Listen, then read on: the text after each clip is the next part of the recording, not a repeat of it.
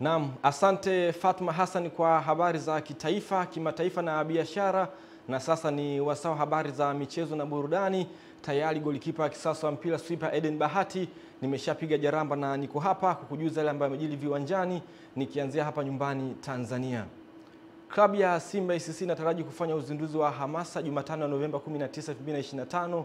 Chanika zingiziwa kuelekea mchezo wao wa kwanza hatua ya makundi ya ligi ya mabingwa barani Afrika dhidi ya Petro ya Angola. Mchezo utakaopigwa Jumapili ya Novemba 23, 2025 katika dimba la Benjamin Mkapa, huku akitangaza kumkosa golikipa namba 1 Musa Pinpin Kamara ambaye atakuwa nje kwa wiki 10. Hayo yameelezwa na meneja wa habari na mawasiliano wa klabu hiyo Ahmed Ali wakati akizungumza na waandishi wa habari kuelekea mchezo wa ligi ya mabingwa Afrika kati ya Simba SC dhidi ya Petro Atletico ya Angola, mchezo utakaopigwa Jumapili ya Novemba 23, 2025. Aidha, klabu ya Simba imethibitisha kwa golikipa Musa Pinpin Kamara ambaye kwa sasa yupo nchini Morocco kwa matibabu ataendelea kuwa nje ya uwanja kwa muda wa wiki 10, huku beki Abrazak Hamza ambaye naye anasafiri kwenda Morocco anaendelea na matibabu. Sambamba na hilo, Ahmed Ali amesema zoezi la uuzaji tiketi za mechi yao dhidi ya Petro Atletico limeshaanza na uzi mpya utakaotumika katika mechi za kimataifa utazinduliwa Alhamisi ya Novemba 20. Tupate undani wa taarifa hiyo. Ndugu zanguni, tusiwadharau, tusiwachukulie poa, na watu sijisahau hata kidogo, na tukadhani ya kwamba kwa sababu hawa ni weusi kutoka Sahara, kutoka kusini mwa Afrika, basi watakuwa ni wepesi. Ndugu zanguni, hii timu tunayocheza nayo Jumapili ijayo ni timu jiwe kweli kweli, ni timu ngumu kweli kweli, ni timu bab kubwa kweli kweli. Kuja kwenu kwa wingi uwanjani siku hiyo ndiyo password ya Simba kupata ushindi siku hiyo. Asibaki mtu tawini, asibaki mtu nyumbani, kila mtu waje Benjamin Mkapa. Mkija kwa wingi Benjamin Mkapa, ninawahakikishia siku hiyo mnyama anaondoka na alama 3. Na sisi tunachokitaka siku hiyo ni alama 3 tu, tuwe tumeianza vema kampeni yetu ya ligi ya mabingwa barani. Kama ambavyo tunabaki Benjamin Mkapa tarehe 23, na tunabaki Benjamin Mkapa kwa sababu yenu ninyi mashabiki. Tunaamini mpo wengi na wote mnastahili kuja Benjamin Mkapa, na ndio maana tumechagua, na ndio maana tumebaki Benjamin Mkapa. Benjamin Mkapa ni chumba cha baba halali mtoto, ndio maana watoto wote wamekwenda Zanzibar, baba amebaki chumbani kwake. Na maandalizi rasmi sasa yanaanza hii leo. Niwakaribishe wale wote ambao wanahitaji kushiriki nasi katika hamasa. Tutakuwa na usafiri wa kutosha, tutazunguka wote kwa pamoja katika maeneo yote ambayo tumeyataja, na kila mmoja atastarehe kweli kweli katika hamasa zetu. Tukitoka jijini Dar es Salaam tuhamie jijini Dodoma, ambapo Rais wa Jamhuri ya Muungano wa Tanzania Mheshimiwa Daktari Samia Suluhu Hassan ametangaza baraza jipya la mawaziri, ambapo kwenye Wizara ya Habari, Utamaduni, Sanaa na Michezo amemteua Profesa Palamagamba Kabudi kuendelea kuwa waziri wa wizara hiyo, sambamba na Mheshimiwa Hamisi Mwijuma kuendelea kuwa naibu waziri wa wizara hiyo, huku akimteua Paulo Makonda kuwa naibu waziri wa pili wa Wizara ya Habari, Utamaduni, Sanaa na Michezo. Turejee namna ambavyo ilikuwa wakati wa kutangaza baraza hilo mapema hii leo Ikulu Chamwino jijini Dodoma. Wizara ya Habari, Utamaduni, Sanaa na Michezo. Waziri ni Profesa Palamagamba John Kabudi. Naibu waziri ni Hamis Mwinjuma au maarufu Mwana FA, na naibu wa pili ni Mheshimiwa Paul Christian Makonda. Nataka niwatakie kila laheri katika ufanyaji wa kazi zao, na wote tutaapisha kesho asubuhi kama taarifa itakavyotolewa na Katibu Mkuu Kiongozi. Asanteni sana. Tukitoka jijini Dodoma tuhamie jijini Mbeya, ambapo Shirikisho la Mpira wa Miguu Tanzania TFF limeufungulia uwanja wa Sokoine jijini Mbeya kutumika kwa michezo ya ligi baada ya kufanywa marekebisho yaliyokidhi vigezo vya kikanuni na sheria za mpira wa miguu. Uwanja huo ulifungiwa kutokana na miundombinu yake kutofaa kutumika kama ilivyoainishwa kwenye masharti ya kanuni za leseni za klabu, na tayari umekaguliwa na kukidhi vigezo vya kikanuni baada ya marekebisho yaliyoelekezwa kufanyika.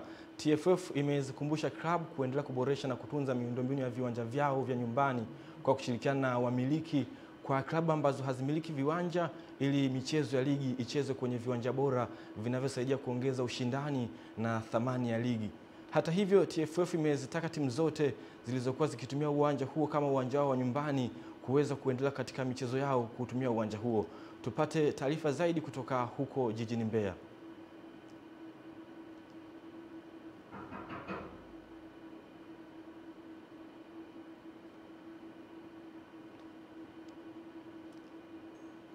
Tukisalia huko jijini Mbeya, wadau wa michezo mkoani Mbeya wamegusia mwenendo wa timu za Mbeya zinazoshiriki ligi kuu Tanzania bara, huku wakimtaka meneja wa uwanja wa Kumbukumbu ya Sokoine kwa kushirikiana na bodi ya ligi kuu TFF kufungulia uwanja huo ili mashabiki waweze kushuhudia timu hizo katika uwanja wao wa nyumbani. Taarifa ya kocha mtaalamu Epimacus Apolinari inafafanua zaidi.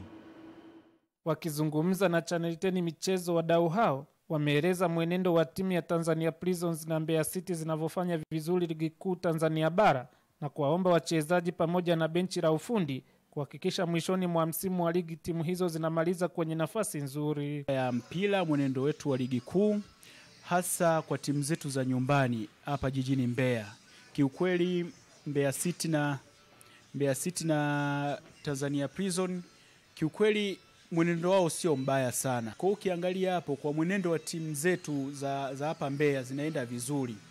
Ziombea timu zetu zote mbili ziwe katika 10 bora, kwa sababu zikishuka hizi timu Simba na Yanga tuwezi tukaziona hapa Mbeya.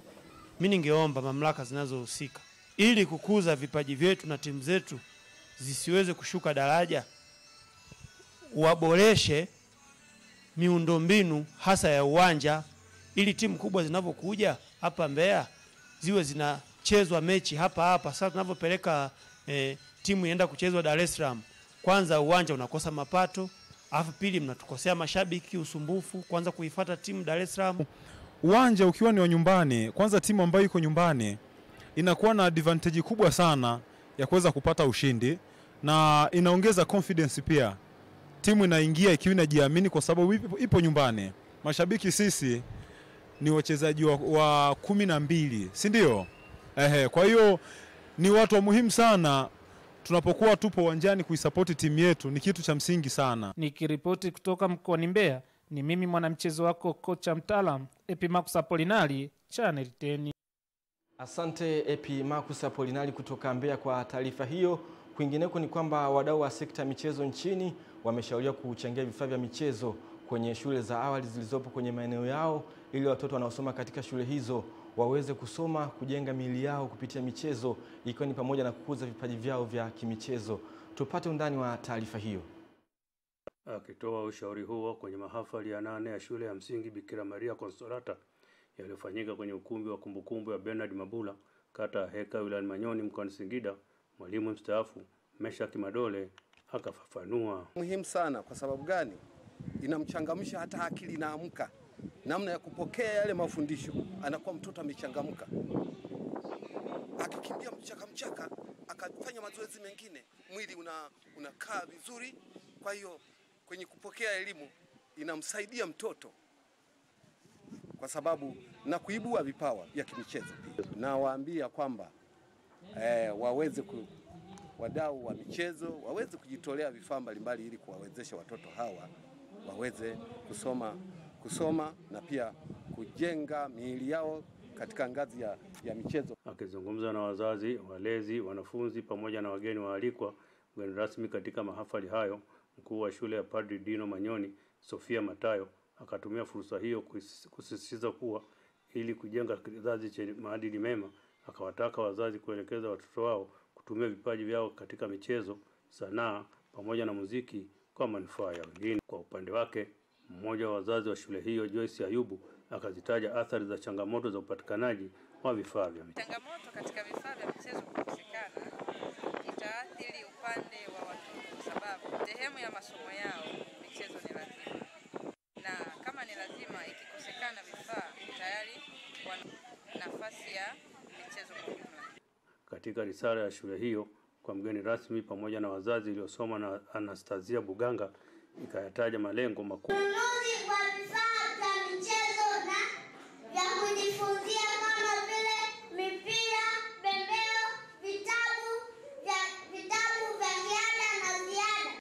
kutoka wilayani Manyoni mkoani Singida. Ni mwana mchezo wako kiungo mstaarabu Jumbe Ismail wa Channel 10. Taarifa yake Jumbe Ismail kutokea Manyoni inatuwekea utuo kwenye habari za michezo kitaifa, na sasa ni wasawa habari za michezo kimataifa. Tuungane na msimulizi wetu ambaye yeye ana undani wa taarifa hiyo. Timu ya taifa ya Jamhuri ya Kidemokrasia ya Kongo imefuzu kwenda hatua ya mtoano wa mabara Intercontinental Playoff ya kufuzu kombe la dunia 2026 baada ya kuibuka na ushindi wa mikwaju ya penati 4-3 dhidi ya Nigeria katika mchezo uliochezwa kwenye uwanja wa Prince Eritrea Moulay El Hassan, Rabat nchini Morocco. Nigeria ilianza kwa kasi na kupata bao la mapema dakika ya 3 kupitia Frank Onyeka wakitumia makosa ya ulinzi wa DRC Congo. Hata hivyo, Kongo ilirejea mchezoni na kusawazisha dakika ya 32 baada ya Mesha Kelia kumalizia kwa utulivu ndani ya eneo la hatari. Muda wa kawaida na ule wa nyongeza haukuzaa mshindi, hivyo mchezo uliamuliwa kwa mikwaju ya penati. Katika hatua hiyo, kipa wa DRC Congo Timoth Fayulu alionyesha ubora wa hali ya juu baada ya kuokoa mikwaju miwili muhimu ya Moses Simon na Semi Ajayi kutoka Nigeria. Kwa upande wa Nigeria, pressure ilionekana kuwazidi na wakashuhudia beki Kelvin Bessie akikosa moja ya penati muhimu.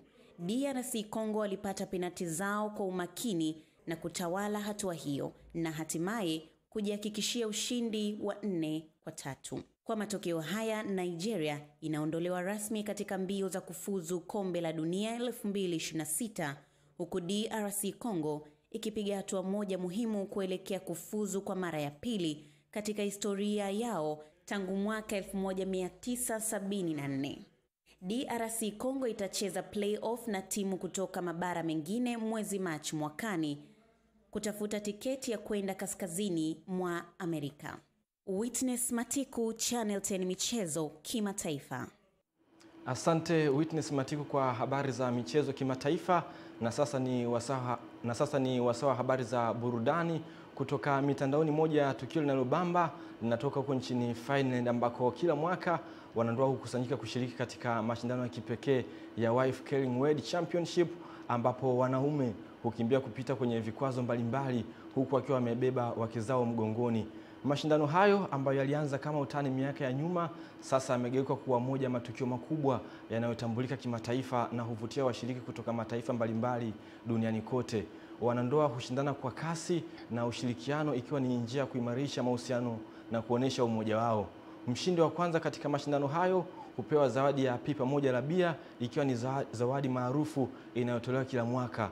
Swali kwako, je, wewe na mpenzi wako mngetoboa? Tuandikie ujumbe mfupi katika ukurasa wetu wa YouTube kama Channel 10+, lakini mimi binafsi ningeishia katikati. Kufikia hapo hatuna ziada kutoka kwenye habari zetu za michezo na burudani. Mimi ni goalkeeper kisasa wa mpira Eden Bahati. Nirudishe kijiti hiki kwake Fatma Hassan kwa ajili ya kuhitimisha habari ya kutwa nzima ya leo.